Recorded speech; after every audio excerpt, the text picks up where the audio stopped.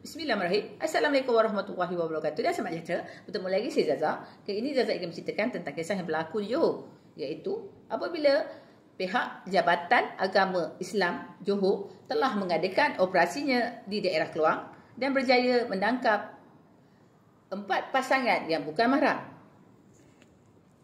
Penguatkuasa Jabatan Agama Islam Johor tersebut telah pergi ke bilik tersebut sekitar daripada pukul 11 malam hingga 3 pagi.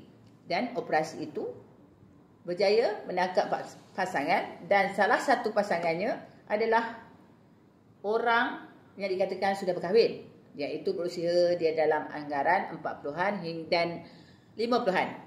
Tetapi mereka tidak mengaku bersalah. Ini kerana mereka mengatakan mereka datang daripada negeri utara dan bermalam di hotel tersebut bersama untuk menjimatkan wang. Ini kerana pembuat kuasa terlihat selimut berada di lantai untuk dilapik tempat tidurnya.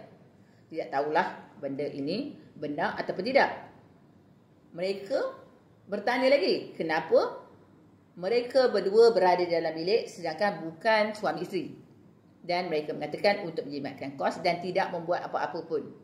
Apapun, anda cuba fikir-fikirkan dan kenapa mereka berada di situ.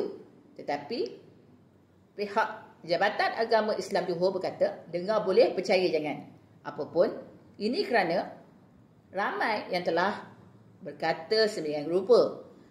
Terutama seorang isteri yang dikatakan sedang dalam proses perceraian. Apapun, semoga baik-baik saja. Okeylah, kita jumpa di video seterusnya. Jangan lupa terus subscribe, like, share, komen YouTube kami. Kita tak selalu.